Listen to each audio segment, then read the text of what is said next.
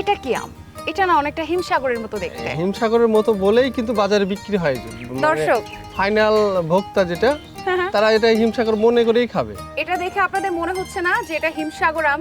এটা গুটি আম। এটা গুটি আম? হ্যাঁ। খুবই রসালো তো। দর্শক ভেতরের রংটা দেখুন কি সুন্দর, গাঢ় কমলা রঙের একটি রং, এবং এই রংগুলো দেখলেই তো ভালো লাগে। কি অনেক সুন্দর। টেস্ট। খেয়ে দেখবো? হ্যাঁ, একটু খান।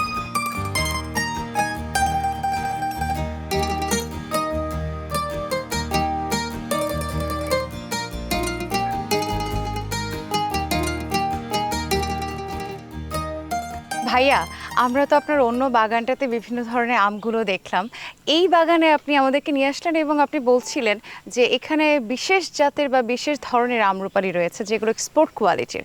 তো আসলে আপনারা এক্সপোর্ট কোয়ালিটি বলতে কি বোঝাচ্ছেন? এক্সপোর্ট কোয়ালিটির যেটা আপনার কাস্টমার স্যাটিসফাই, মানে একবার ফুললি স্যাটিসফাই হবে, যেটাতে কোনো আনহাইজেনিক থাকবে না বা রোগ জীবাণু সব দিক দিয়ে হেল্পফুল, এবং এটা প্যাকিং করা হয় অনেক আগে ছোট সময়। এই যে প্যাকিং করার পরে এই আমটা বাইরে যাওয়ার মতন উপযুক্ত কিনা সেটা এখানকার এক্সপোর্টাররা চেক করে বিভিন্ন মাধ্যমে। তো আমাদের দেশের আমরুপালিগুলো কি বিশ্ববাজারে অন্য দেশের আমের সঙ্গে কম্পিটিশন বা প্রতিযোগিতায় টিকে থাকতে পারছে কিনা? টিকে থাকার মতো উপযুক্ত করতে হবে, তারপরে না হয় ওটা টিকে থাকতে পারবে। আচ্ছা, এই পর্যায়ে আপনার ধরেন কৃষি গবেষণা চলছে, আমাদের অনেক ট্রেনিং দিয়েছে, এবং তারা স্টেপ বাই স্টেপ কি কি পদক্ষেপ নিতে হবে সেগুলা আমাদের দিচ্ছে, সহযোগিতা করছে। আমরা চেষ্টা করছি যেন হাই কোয়ালিটির প্রোডাক্ট আমরা তাদের দিতে পারি। আচ্ছা, এই যে খুব ভালো মানসম্পন্ন আমগুলো উপহার দেওয়া, একদমই যারা ক্রেতা রয়েছেন তাদের কাছে পৌঁছে দেওয়ার যে বিষয়টা, এটা কিভাবে প্রথম মাথায় আসলো যে আমরা ট্রেনিং নিয়ে আমরা কিছু এভাবে ভিন্ন রকম কিছু শিখবো? আমাদের দিন গেলেই আমের দাম কমে যাচ্ছে, আর প্রোডাকশন বেশি কিন্তু আপনার চাহিদা কম। এই চাহিদার কারণে বিভিন্ন দেশে যদি আমরা এক্সপোর্ট করতে পারি তাহলে আমটার আমরা ন্যায্য মূল্য পাবো। আমার অনেকগুলো আম এমনিতে নষ্ট হয়ে যায়। তো এখানে কৃষি অফিসার আমাকে বললো যে আপনারা এইটা গ্যাপ নামে একটা বললো যে গুড এগ্রিকালচারাল প্র্যাকটিস, এটার মাধ্যমে ট্রেনিংয়ে আমাকে প্রথম দিন রাখলো। তো ওটা দেখার পরে, শোনার পরে, ট্রেনিং নেওয়ার পরে মনে হলো যে এটা অ্যাপ্লাই করা যেতে পারে। অ্যাপ্লাই করার পরে এই যে প্রথম অ্যাপ্লাই করছি, তো রেজাল্ট ভালো। তো গ্যাপের আন্ডারে কি শুধুমাত্র কিছু বিষয় রয়েছে নাকি অনেকগুলো বিষয়ে প্রশিক্ষণ আছে? প্রশিক্ষণ হয়েছে। আচ্ছা, তো আপনার প্রশিক্ষণের বিষয়টি কি ছিল? আমারটা ছিল আম। ঠিক কত বছর থেকে এই যে গ্যাপের আন্ডারে প্রশিক্ষণ নিলেন, তারপরে কত বছর ধরে আপনি এভাবে এক্সপোর্ট কোয়ালিটির আম প্রোডিউস করছেন? আমি গ্যাপের আন্ডারে গত বছর এবং এই বছর দুইটা বছরই আমার প্রশিক্ষণ নেওয়া হয়েছে। তা এই প্রশিক্ষণ নেওয়ার পরে এই বছরে প্রথম আমি প্যাকিং করেছি। পরীক্ষা এখনো ফুলফিল হয়নি, দেখছে তারা আছে, কিন্তু এখনো আমি শিওর না যে আমারটা কনফার্ম হবে কি হবে না। আচ্ছা, তাহলে বিশ্ববাজারে আপনার এই আমগুলো কবে নাগাদ যেতে পারে? এই বছরের মধ্যেই তো যাবে? হ্যাঁ। ভাইয়া, আমরা তো রপ্তানিযোগ্য আম নিয়ে বেশ কিছু কথা শুনলাম, এবার একটু আমাদের দর্শকদেরকে আপনার গাছের কিছু আম দেখাতে চাই।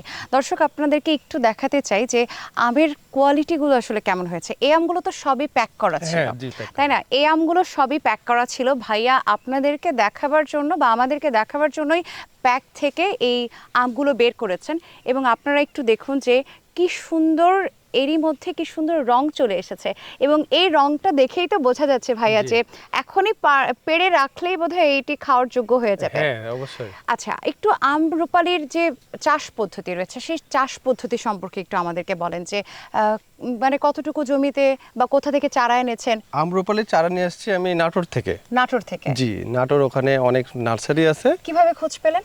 ওখানে নার্সারির খোঁজ পেলাম, এখানে কৃষি অফিসার বলছিল যে ওখানে নাটোর হর্টিকালচার থেকে চারা পাওয়া যায় ভালো। জি, তো ওখান থেকে চারা নিয়ে আসছিলাম। তো ওই চারা নিয়ে আসার পরে এখানে গাছ লাগানোর পরে বুঝলাম যে আরো ঘন করে লাগাতে হতো। আরো ঘন করে লাগাতে হতো। কিন্তু গাছগুলো তো একটু বড় হবে। হ্যাঁ, গাছগুলো বড় হবে, ডালপালা ঝাপটাবে। হ্যাঁ, তা ঝাপটাবে, কিন্তু তখন নিয়ম ছিল যে একটু গ্যাপ করে লাগানো, ঘন চাষ পদ্ধতি যেটা। আর এখন ঘন চাষ পদ্ধতি যে মাঝখানে গাছ কেটে দিতে হবে। আচ্ছা, আর এই ডালগুলো সব ছেটে দিতে হবে যেন প্যাকিং করার সুবিধা হয় এবং গাছের আকারটা যাতে ছোট থাকে। তো আপনি যখন আসলেন এখানে, এই যে এই বাগানটা, আপনার এই বাগানটা কতটুকু জায়গার উপরে অবস্থিত? এটা আমার 50 শতক। 50 শতক বা শতাংশ আমরা যেটাই শতাংশ, বলি। হ্যাঁ। তো এখানে কতগুলো চারা রোপণ করার সুযোগ হয়েছিল আপনার? এখানে আমি চারা রোপণ করেছি প্রায় 200। 200-র মতো। আম্রপালির গাছ কি খুব বেশি বড় হয়? হ্যাঁ, অনেক বড় হয়, কিন্তু বড় হলে ওটার কোয়ালিটি মেনটেন করতে হলে যে ব্যাগিং বা অন্য সিস্টেমগুলো আছে সেগুলো একটু কঠিন হয়ে যায়। এটা একটু গোলাকার ছোটখাটো ঝোপালো হলে ঝোপালো সুবিধা হলে হয়। ভালো হয়। হ্যাঁ, এই গাছগুলোর বয়স কতদিন এখন বর্তমানে? এই গাছগুলোর বয়স 7 বছর 8 বছর। 7 বছর। হ্যাঁ। তো 7 বছর, এই যে 7 বছর আগে আপনি যখন চারাগুলো প্রথম রোপণ করলেন সেগুলো কি কলমের চারা ছিল? হ্যাঁ, কলমের চারা ছিল। প্রথম বছর থেকে কি ধরা শুরু করেছিল? প্রথম বছরে ধরছিল দুই একটা গাছ, পরে বেশি ধরছে। লাগানোর কত বছর পর থেকে খুব বেশি বেশি পরিমাণে ফলন এসেছে? 3 থেকে 4 বছর পরে। 3 থেকে 4 বছর পরে। তখনও তো আপনি এই লাগিয়ে মানে বিক্রি করেছেন? হ্যাঁ, তখন লোকাল বাজারে বিক্রি করেছি। লোকাল বাজার বিক্রি করছেন। তখন মাটিগুলো কি আলাদা করে, আপনি একটি কথা বলছিলেন যে আমাদের রাজশাহী অঞ্চলের মাটিটাই আসলে এরকম যে আম মিষ্টি হয় অনেক বেশি, হ্যাঁ, অনেক মিষ্টি এবং হয়, সুস্বাদু সুস্বাদু হয়। হ্যাঁ। তো মাটিটা কি আলাদা রকম ভাবে বা জমিটাকে আলাদা রকম ভাবে কি প্রস্তুত করতে হয়েছিল? না, তেমন কিছু করা লাগেনি। ওই যে যেখানে যেখানে লাগাবো সেই মাটিগুলো একটু প্রস্তুতি নেওয়া হয়েছিল। আচ্ছা, যে কোন রকম মাটিগুলো, হ্যাঁ। সার বা জৈব সার? হ্যাঁ, জৈব সার দেওয়া লাগে। না দিলে তো ধরেন গাছ সেটার ভালো এই যে হবে। কতটুকু পরিমাণে আপনাকে সার প্রয়োগ করতে হবে, জৈব সার বা যেটা অন্যান্য ধরনের সারগুলো রয়েছে, কতটুকু আপনাকে পরিমাণে ব্যবহার করতে হবে, এটা আপনি কিভাবে শিখেছেন? এটা কি এটা প্রশিক্ষণের মাধ্যমে জেনেছেন? প্রশিক্ষণের মাধ্যমে জেনেছি। আর আমাদের অনেকদিন আগে থেকে বাগান দেখে আসছি দাদা চাচার সবার কাছ থেকে। তো আমাদের এখানে জৈব সার বলতে তো আগে কিনতে পারতাম না। এই যে আপনার গরুর, তারপরে রান্নাঘরের যেসব দৈনন্দিন জিনিসপত্র যেগুলা আপনার জৈব সার হিসেবে ব্যবহার করা হয় পচে, ওগুলা নিয়ে এসে গাছের গোড়াতে আচ্ছা। দিতাম।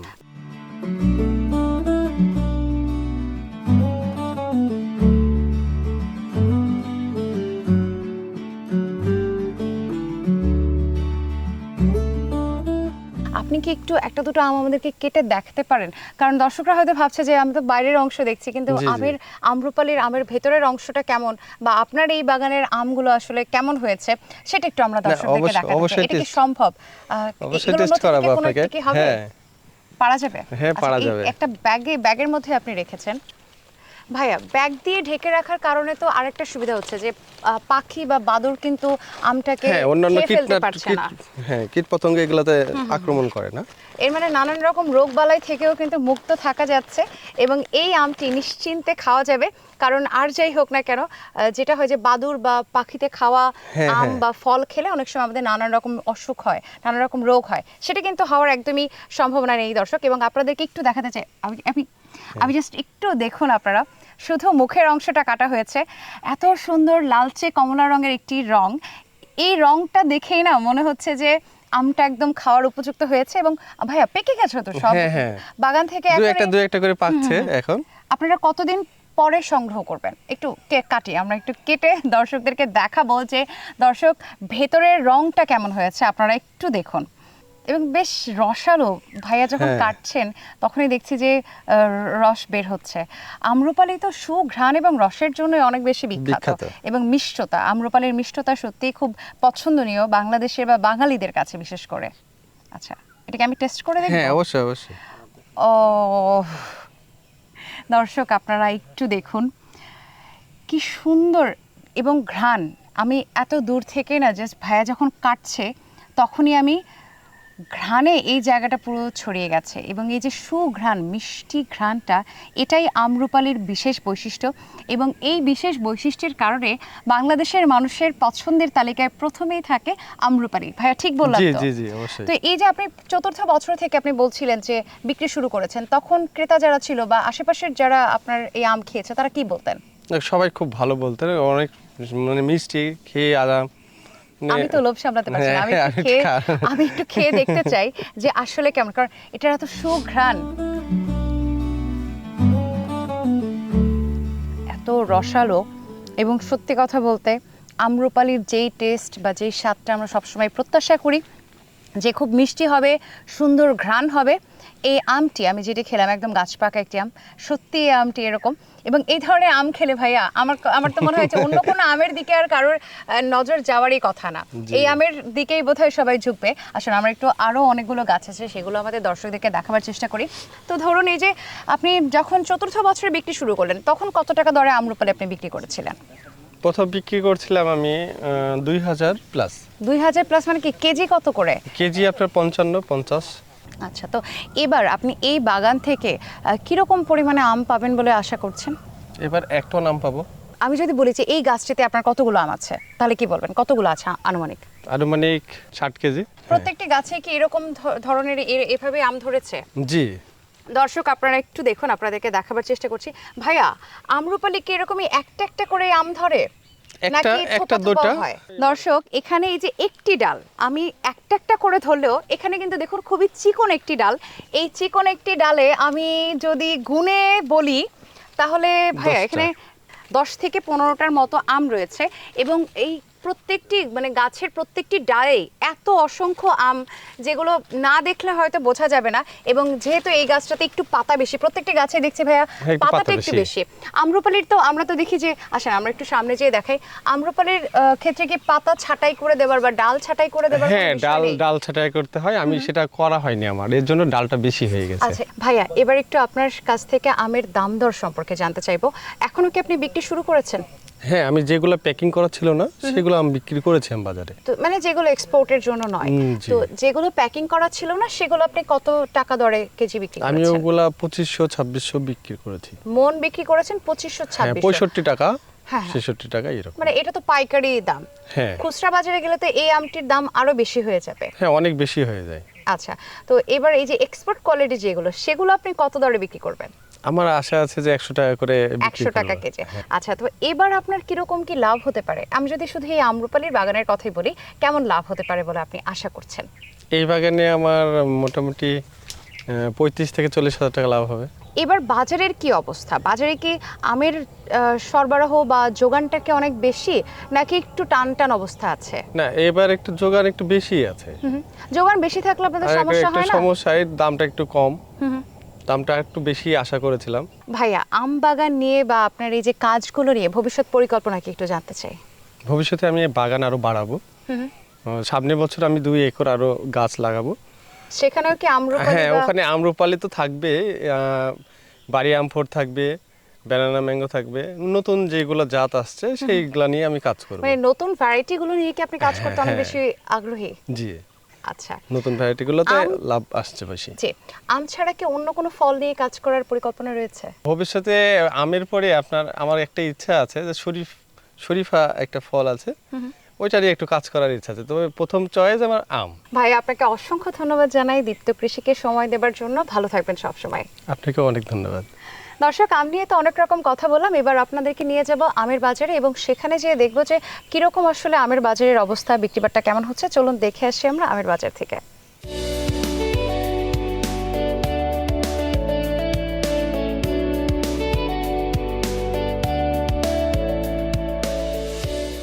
এই বাজারটি আমের বাজার হিসেবে বেশ প্রসিদ্ধ এবং সকলের কাছেই জানাশোনা পরিচিত। এখানে আমরা দেখছি যে অনেকেই আম বিক্রি করতে আসছেন এবং অনেকেই আবার ক্রেতা হিসেবে সে দাঁড়িয়ে দাঁড়িয়ে আমগুলো ক্রয় করছেন। এবং এখান থেকেই কিন্তু ঢাকা সহ বিভিন্ন জায়গাতে, দেশের বিভিন্ন জায়গাতে আমগুলো পৌঁছে যায়। এখানে তেমনই একজন বিক্রেতা আছেন আমাদের সঙ্গে, আসুন তার সাথে কথা বলি। ভাইয়া, আপনার নাম কি? আমার নাম মোহাম্মদ আকাশ ইসলাম। আকাশ ইসলাম। তাহলে আকাশ ভাই, এই পেছনের আমগুলোকে সব আপনি বিক্রির জন্য নিয়ে এসেছেন? জি। আচ্ছা, কত করে বিক্রি করছেন? এই আমগুলো 15 থেকে 20 টাকা কেজি, 600 থেকে 800 টাকা মন পর্যন্ত বিক্রি হচ্ছে। আচ্ছা, এক মনে কত কেজি দিচ্ছেন? এক মনে 50 কেজি। 50 কেজির মতো জি, দিচ্ছেন। জি। এটা কি জাতের আম? এটা হচ্ছে লখনাম। লকড়া? জি। এছাড়া কি অন্য অন্য জাতের আম আছে আপনার কাছে? আজকের মতো নাই, তবে আমাদের বাজারে বিভিন্ন ধরনের আম পাওয়া যায়। আচ্ছা, এই মুহূর্তে আপনার কাছে কত মন আম আছে?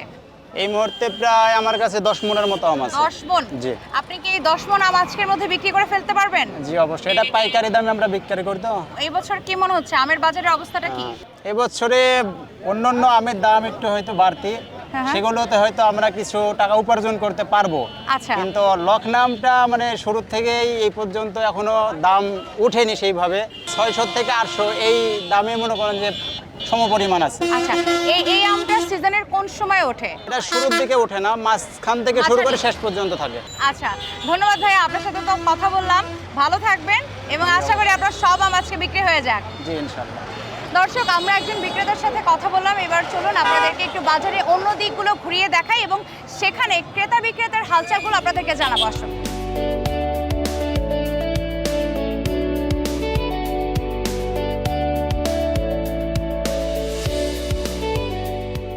চাচা আপনি কি আম বিক্রি করছেন? এগুলো কি আমরুপালি। আম্রপালি? জি।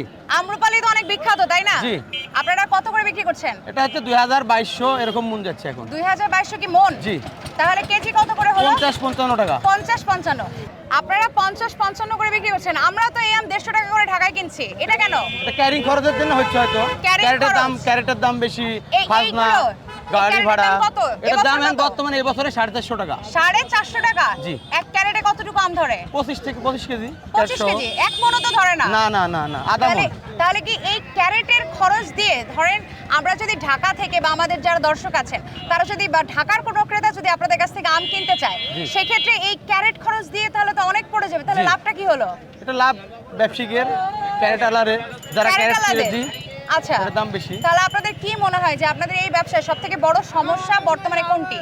বড় সমস্যা হচ্ছে বিষের দাম বেশি, শ্রমিকের দাম আমরা দিতে পারছি না, আম বেশি, আমের দাম কম, কীটনাশকের দাম বেশি, ক্যারেটের দাম বেশি, এই জায়গাতে আমাদের লস, এই জন্য আমের দামটা কম। কিন্তু ক্যারেটের দাম তো কমানোর কোনো সুযোগ কি না, আছে? আমরা পারবো না তো, এটা সরকার নিয়ন্ত্রণ করবে, আচ্ছা। এটা বাইরের দেশ থেকে আসে। ক্যারেট ছাড়া অন্য কোনো ভাবে কি আম সরবরাহ করার কোনো উপায় নেই?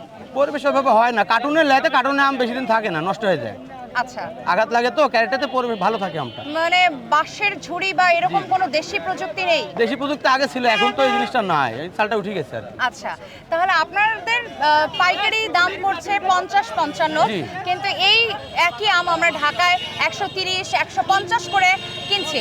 তাহলে এবছর আপনি আজকে কত মণ আম নিয়ে আসছেন বাজারে? এখানে আম নিয়ে আসতে 27 ক্যারেট, ওই 12-13 মণ 27 হবে। ক্যারেট, 12-13 মণ। জি। প্রত্যেকদিন কি এরকম 12-13 মণ করে আপনি আম নিয়ে আসেন? হ্যাঁ।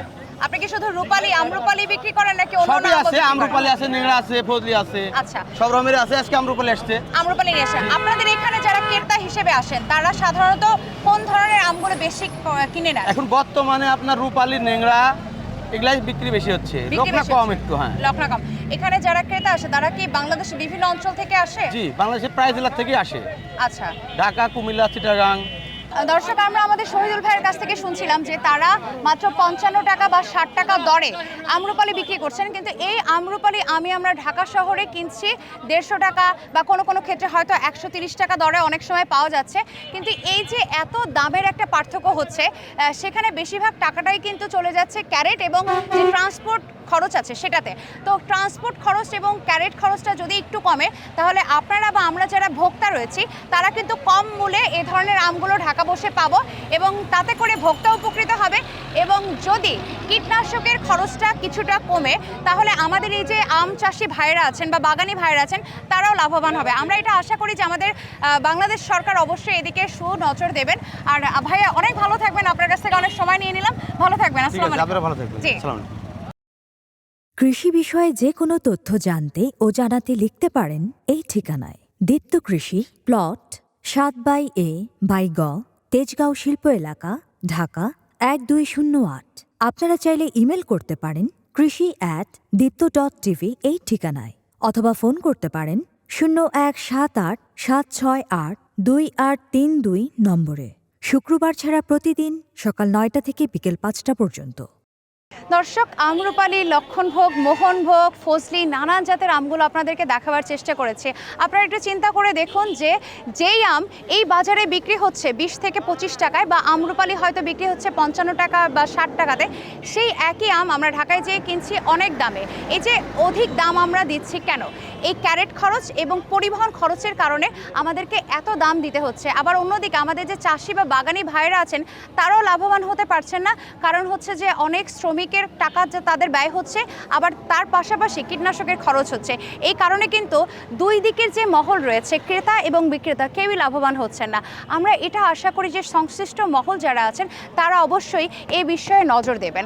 আজকের মতো আমি নুসরাত জাহান বিদায় নিচ্ছি দীপ্ত কৃষির এ পর্ব থেকে, পাওয়ার্ড বাই কাজী ফার্মস। সকলে ভালো থাকুন, আল্লাহ হাফেজ।